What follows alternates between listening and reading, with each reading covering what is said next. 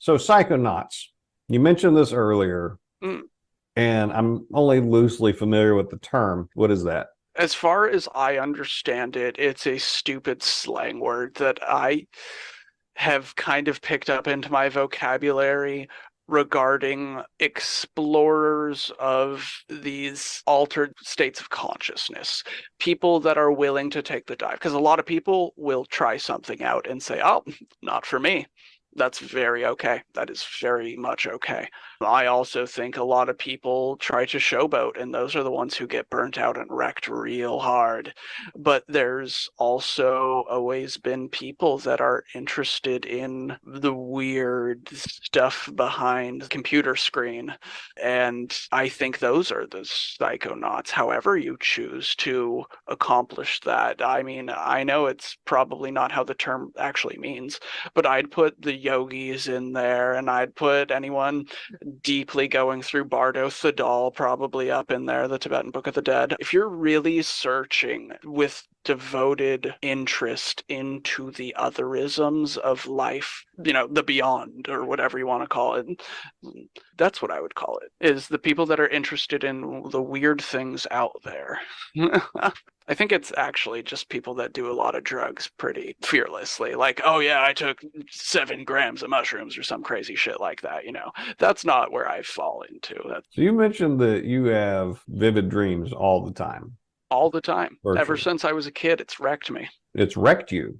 Oh yeah, I mean, so here's like Bella follows the worst place in the universe. I experience this first and foremost, and then I give it to other people.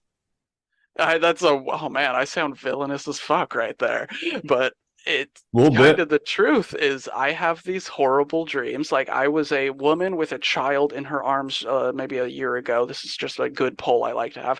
A woman running through these deep old swamps, kind of like dead marshes in Lord of the Rings, when Sam and Frodo are hopping along with Smeagol, kind of like that. And I was being chased by these giant mosquitoes. And I had a 4-hour dream experience of being picked apart slowly, dead baby in my hands, screaming for mercy. And then that was the dream. I have these horrible dreams of alien weird worlds and people getting murked and massacred all the time, epic battles and all these crazy things. But Bellafallo has to be the worst place because I think it's from the darkest places you appreciate light the most. I believe in objective evils, I guess, is one thing. I don't think there's a lot of virtue to kicking old ladies in the shins. And I think this is a space so undeniably evil that it naturally brings out the good nature in people. And that's why I'm really doing this. I know that sounds weird, but in a world that's so harsh, you feel good when you give a piece of bread to the old woman and then go and save the day for the village. I do agree that there is such thing as objective moral forces. And I don't mean just in someone's thought and how that directs their patterns. I mean like objective, it's a thing with its own existence because Oh, yeah. I've felt it. Once I felt good, whatever that is. At a time, I wasn't religious at all, but I'd gone to Turkey on this guided tour, and one of our stops was supposedly the last dwelling place of Mary, Mother of Christ, and it's up on this mountain near Ephesus. And I had no regard for Mary, not much. The story didn't seem to make sense. Had none of the Catholic ideas where you pray to her. I thought that was silly. And I get there, the moment I stepped across the threshold, there was a palpable feeling. There was something in that place that was a feeling of peace, of warmth, of comfort. I haven't felt that anywhere else, but I felt it there. And I have felt the gloom of malevolent, of evil, like Hmm. haunting me. I have felt it I believe in it pushing down on me. wholeheartedly. So when you talk about objective evils and stuff, no, this is 100% true.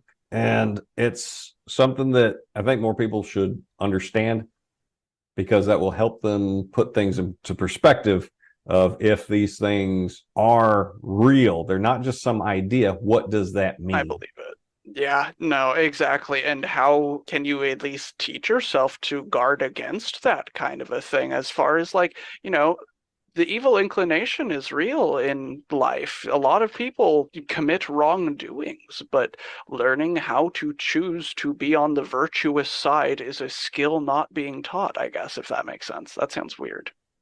Wonder why. Wonder if Yeah. someone's intentionally doing that to promote one or the other. Oh, and And it's so weird because I came from like the darkest and most nasty of places, and only now am I like, wow, definitely wrong team mentality. Ah, shit, I shouldn't have became a Nazgul for so long. But I think I'm coming back on the right path with a lot to bring as far as like, look at what I've learned. yes, this is important. One thing that I would say to people who might not understand what I was talking about with and what you were talking about with objective evil is the visual image I have that best captures the feeling that I had when it came upon me to help them understand is if you go to the Lord of the Rings movies, you look at Christopher Lee as Saruman sitting there and he's got his arms crossed over his chest and he's kind of shivering because I he's know been what you're messing talking with the about. Palantir. Yep. That is how I felt. That's how when Yeah. evil comes upon you, that's how that feels. And I didn't want to learn to like it because I knew it was awful. I knew it was, well, it was intrinsically the worst thing you could experience. And I didn't want any Easy to more part of it. wallow in too. Yeah. Yeah. Even he's not having a good time with it. And he's committed to this. Yeah. He hopes to benefit from it, and it's still torturing him. Yeah. So, dreams, Mm-hmm. are they a real place? Real gets to be a funny word. Wise men have interpreted dreams and the gods have laughed. H.P. Lovecraft. Beyond that, are they real? Is this I another world that you're going to? So I'd like to say I have two types of dreams. I have normal dreams where things are kind of familiar, and I get to dream like normal people, and it's, almost a little bit of a fun experience. It's a sideshow experience to me. It's really cool, though. I like it, and I have had cool, interesting dreams where I feel like I've gotten some piece of value or meaning or learned more about myself or some shit like that. I've had normal dreams plenty of times throughout my life. But Bella Follow dreams feel different to me in a way that is so hard to grasp and touch on because I think that's why I had been drawn to a lot of these plant medicine states is so I can learn to interact and be more comfortable within my dreams because I used to get ravaged and tortured firsthand in ways that I wouldn't care to ever have shared with a human being. There's things I won't write and talk about, that's for sure. And Like that's as good. Everyone should take something to the grave with them. Yeah, absolutely.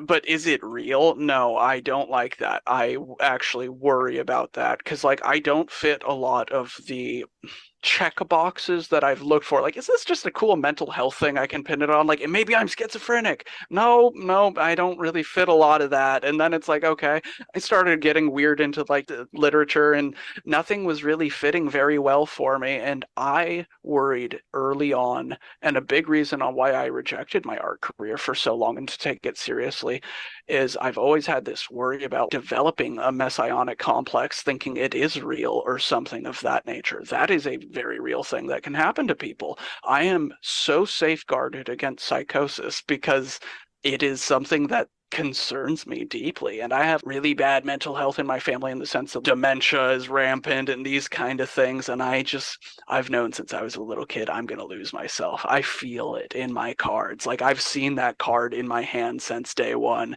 And I'm trying not. I push Bella Follow because it's a place where I can still speak my piece and have a cool cultural impact through fantasy and these kind of things, but I am not trying to be a preacher or a prophet or a psychic. That's a different path that I'm really not interested in traveling. It's just not where, if I am going to make a difference, I want to do it in the ways I care about and actually really believe in pushing, and that's inspiring. I want to help revivify the little boy dreaming to become a knight or something of that nature, and this is my way of doing it. It's like, okay, but knights fight evil. Look at what that means. Historical knights were maybe a bit different, but that's irrelevant. We're going with the It's literary. all about the cultural So, narrative. Yeah. so you hope the dream world isn't real. That's a weird thing to talk about. I actually Real is a weird word to use for it because what is real? Is experience real? Because I experience Bellafallo not only in my own dreams, but then I invite other people to participate and change not just how I view of it, but the canonical state thereof it. Does that make it real?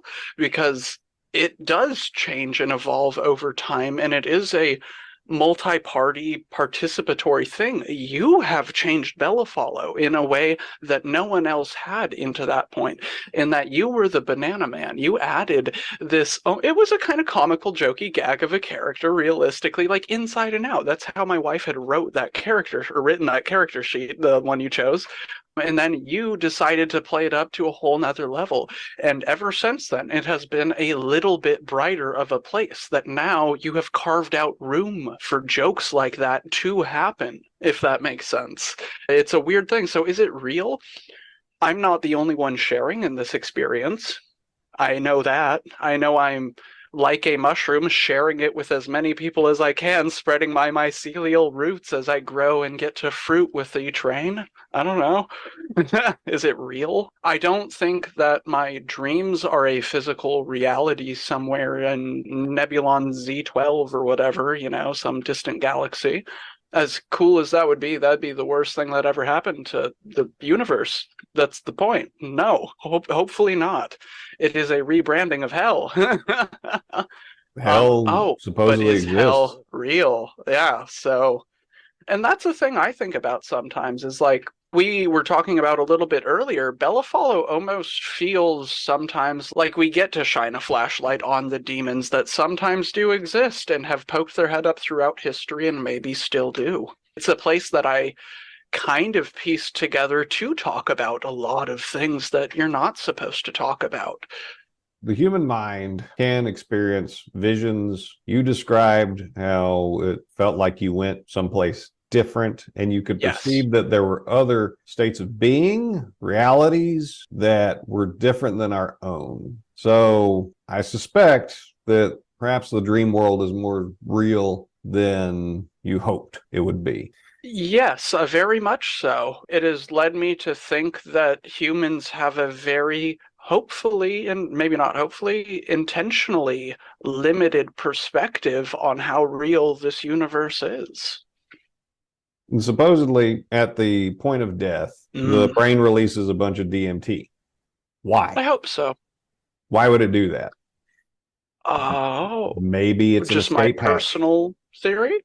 Yeah, Yeah. that makes sense to me. I've always thought about it. Everyone, not everyone, basically no one has ever said this as far as I'm concerned, but I've come up with this goofy ass theory about cats. So cats have in many cultures been used as a messenger of the dead kind of character, it's always come up in deathly motifs and it makes sense, they're a predatory thing. But cats also do a weird thing where they play with their kills and then they sit there and watch it and they don't always eat it. They kill what seems to be maliciously but not viciously, like they're not angry at their prey. It is a game to them, almost a playful, interactive set of interactions. With that, I have this idea that cats might be able to see the soul as it leaves, like fireworks, like a little laser pointer, and that's why they kill shit. I don't think Orcas that do answered that your too. question. What And do? orcas, killer Oh, whales. And I imagine that they would be smart enough to enjoy doing that. right. So that's a whole other level of creepiness to cats I've never thought Yeah. of. Yeah, Ah. leave it to a wizard to do that for you. Yeah, what if they're just there for the fireworks show? That's what they're not hungry. Like my cat brings back bats and all kinds of weird shit and doesn't eat them, but Hey, but he makes sure they wind up dead because he wants very to. proudly too. Wow. Wow. Very proudly, appeasing almost, ceremoniously, ritualistic killings. Yeah, in my future endeavor to pull this airplane up from the from the steep decline into the nine hells that we've been taking it. My bad. I do But that. no, I went there too. I took you there. I had a list of That's fair. questions. This was going in a direction that I wanted to go. I lost But sight of our mission. the idea of the dream world being something real, that's shown up in literature. It certainly shows up in sword and sorcery fiction as well as fantasy literature. Like you can enter a world of dreams. There's settings that you can go and do that. You can explore these things. You can map them out if you want to.